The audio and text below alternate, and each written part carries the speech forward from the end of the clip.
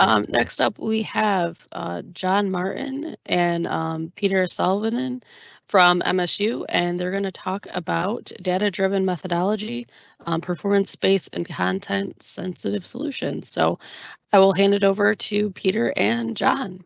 Thank you. Good morning, everybody. Thank you for your time today and to hear regarding from Complete Streets to Complete Networks and some research that we've been putting together. I'm going to introduce our lead researcher, Peter Savalayan, who's been an amazing asset to this work. And what we're hoping today is a couple things. One, the QR code that you see here that says scan me. I'll put that in the chat, but please either screen save that but to the work that we're going to present here. That will bring you to a waiver to actually allow us to send the working program to you so you can try it out. We're going to put this up in a couple different areas, but aside from that, I just want to get right into it, and I'm going to turn it over to Peter, and he's going to run us through how the tool functions and operates, and then I'll be back with you at the end. Go ahead, Peter. All right, thank you very much, John. Understanding we're behind schedule, I'll try to move as swiftly as possible through this, but feel free, any questions can be sent to either John or myself. And so this basically highlights some work from a project that we had completed focused on developing tools and methods to help advance context-sensitive, performance-based design. And so with that, I'm just going to talk briefly about why this tool is necessary and useful, what it entails, how it functions, and then a brief demonstration of application of the tool. And then, as John has mentioned, feel free to reach out to him directly if you'd like a copy of it to use yourself. And so if we look broadly, a lot of state DOTs and other agencies have developed guidance to help inform context-sensitive design processes, policies, etc. Much of this content tends to be relatively big picture, and so there was limited guidance that was quantitative and data-driven in nature, with some exceptions there. As an example, there are a variety of national best practices documents that have been developed, and I won't go through all of these in great detail, but as many of you are likely aware, the AASHTO Green Book, we're currently in the process of introducing some revisions that are aimed at making that document and our design practices across the country more flexible in nature and more data-driven, and particularly as it relates to projects that focused on non-motorized users, pedestrians, bicyclists. We have supplementary guidance that's been developed by NACTO, by the FHWA. So here you see an excerpt from their STEP Studio product, which outlines various types of countermeasures that help to make roads more accessible and safer for peds and bikes. And so there are a variety of tools like this that have been developed nationally as well as here in the state. So this is just a few excerpts from some of MDOT's internal guidance documents that help us to determine when and where it's appropriate to introduce different types of countermeasures. As an example, down in the lower right corner here, you'll see based on volumes and speeds, what appropriate ranges are for looking at things like separated bike lanes, buffered bike lanes, shared lanes, etc. And then on the left here, you have some details as to when the gateway treatment for PEDs is appropriate at various mid-block crossings. And so there are a variety of different guidance documents that are available either here in Michigan or nationally, but we kind of lacked an overall framework that helps to guide the implementation of this. And as a consequence, we find that these practices tend to vary across agencies and even within agencies across geographic regions, for example. Okay. And so from a big picture overview, where we ended up with this project was with a goal of developing a decision support tool that could assist both MDOTs and other Michigan road agencies in making more informed design decisions early on as possible. So at the planning level, ideally, or later on at the design level, such that those decisions were broadly inclusive of all users, so multimodal in nature and considering the context of that project, as well as performance measures that are appropriate for considering the needs of all users. And so to that end, early on in the project, we assessed data that were available largely through Michigan's GIS portal, whether that's the state site or the MDOT open data portal. We've also developed a number of data sets from prior research projects here at Michigan State.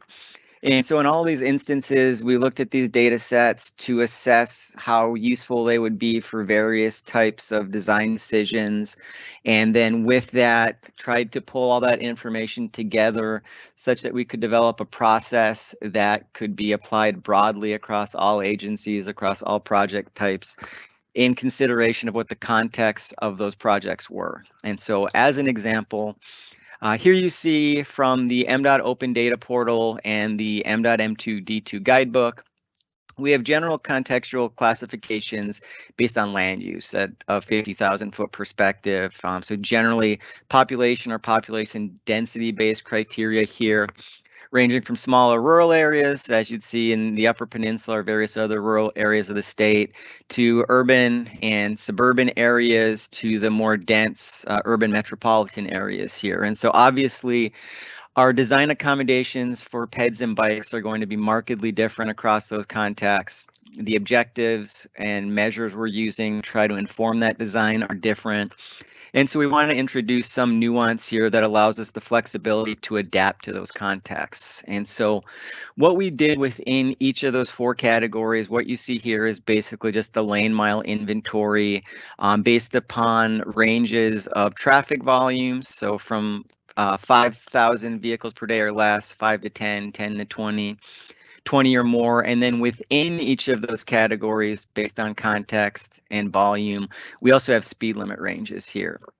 And so what we did here, we zoomed in within each of these individual categories, and as you'll see here on the next slide, we did a more detailed investigation of how much of the system fell within these ranges, and then we further subclassified that based upon cross-sectional characteristics. So whether or not we had a divided versus an undivided roadway, depending upon how many travel lanes we have. And so based on this, we were able to assess how many miles we had in each of these categories, and then we delved deeper with assistance from MDOT's Research Advisory Panel to try to critically think through what types of processes and procedures would be best suited to these areas and what countermeasures might help to make these roadways safest, most accessible from the perspective of non-motorized users.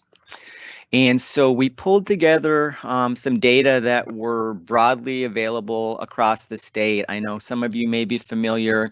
In the SEMCOG region, we have significantly more detailed information, and so SEMCOG has actually worked with MDOT to develop some supplementary tools that complement what we've done in this project. But what we wanted to do was come up with a solution that any and all areas of the state could use with data that are available on a statewide level. And so we leveraged the MDOT lane mile inventory database, the state-owned roads file, and then the old retired sufficiency file.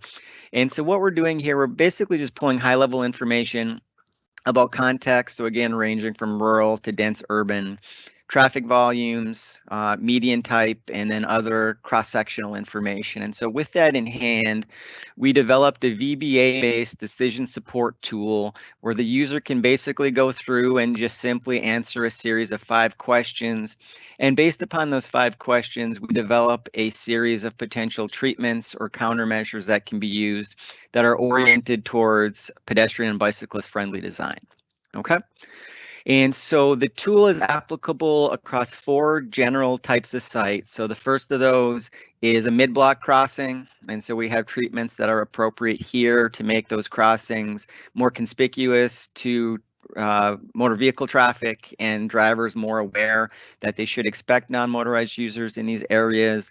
We also have longitudinal treatments, so whether that's for pedestrians or bicyclists, so as we're moving along that road segment, whether we provide sidewalks, shared use paths, bike lanes, etc. And then as we get into intersection areas, we have a diverse range of different treatments that can be implemented in those contexts as well. And so what we do upon selecting the site type, the next step is to classify what the area is based upon those 4 categories I had introduced previously. And from a big picture perspective, what we're doing here, as we move from rural areas to more urbanized areas, we start to place greater emphasis on non-motorized users. So high-speed rural highways, we're simply not expecting as many. And so in those circumstances, simple treatments like just sufficiently wide shoulders are appropriate. In more urbanized and lower speed environments, we have a lot more tools in our tool set that are available for use there. And how we get to those next steps in that decision process. We look at the cross-sectional characteristics, so the median and lane configuration. And so we have 5 different categories here, depending upon whether or not a median is present, and then the number of lanes we see in either or both directions. And from a 50,000 foot perspective, again, we basically place greater emphasis on non-motorized users as the number of lanes increases, and with that, the associated crossing distances for peds and bikes who are attempting to use those facilities. Traffic volume, of course, is important as well, and as those volumes increase, so too does the risk to these non-motorized users. And so generally speaking, as those volumes increase, we try to provide greater protection and buffer for those non-motorized users. Likewise, on this slide here, you'll see as our speed limits increase, we also tend to place greater emphasis on those non-motorized users. So as an example, we could move from sharrows to a bike lane to a buffered bike lane and go through similar types of progressional increases or decreases in the level of emphasis we're placing on those users. And so here the categorization was basically low speed, so anything that was 30 miles per hour or less, moderate speeds 35 to 40, and then anything 45 miles per hour or above was classified as high speed.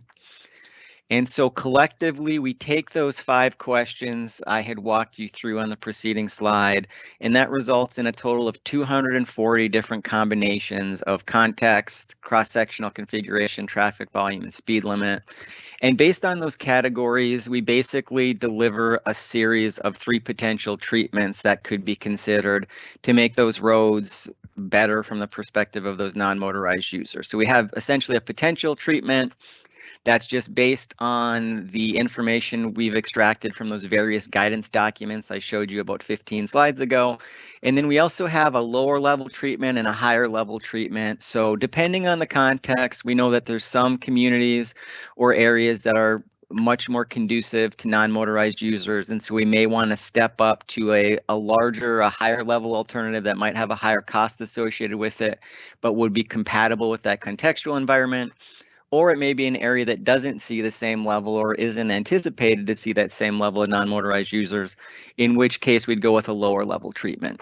And so I will not go through the gory details here, but what we've basically done is developed a series of matrices for pedestrian segments, bicyclist segments, mid-block crossings, and then intersections as well. And as you look at these, in short, these tend to get darker in shading as the risk level faced by non-motorized users increases. And with that, these darker treatments tend to be more accommodating or safer for peds and bicyclists. And so operationally then what happens?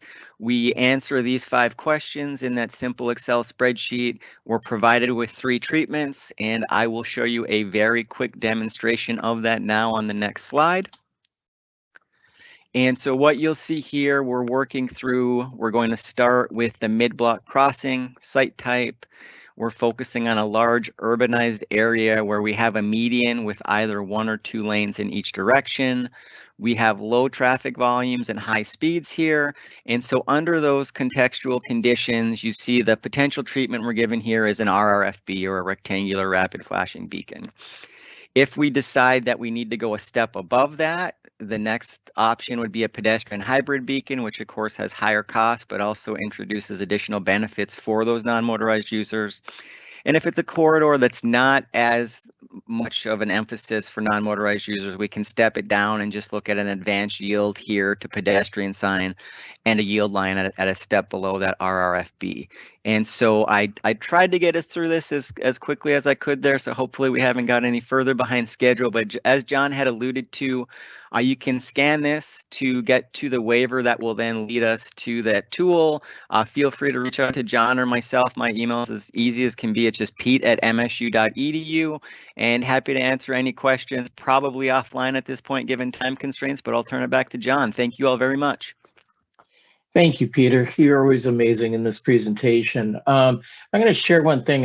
For the state of Michigan, I'm the CSCSS MTD2 statewide coordinator. And you may be asking yourself, why is this research so important? And I'm always amazed every day when I find new data that kind of supports different things. But I looked at a slide yesterday on data and at collisions between ped bike at 40 miles an hour, the death rate is 85%. So from a corridor planning tool, a large scale planning tool, this particular, and again, Peter mentioned the SEMCOG tool and how that relates into this as well. And we've given joint presentations with the two tools and how they operate together. But you can start to understand at that kind of death rate of why corridor planning becomes so important, and the ability to have tools at your hands, at your fingertips. And we want everybody to have this tool. It's for everybody to use. And if you, what happens on the QR code when you scan that, it'll bring up the waiver that's required by MDOT. And once you fill out that waiver, then we'll forward the tool on to you, and for you to use it will. And we're very excited about this. It's led to additional research projects to further address this question. And at that point, I would like to thank Peter and everybody here. And if there's any quick questions, please fire away. Thank you, Peter and John. That was great information. This will be a great tool to move forward with Michigan's data-driven approach and cost-effective design solutions for all those road users, pedestrians, bicycles, and anyone in a vehicle. What a great innovation that our research administration helped provide with that research.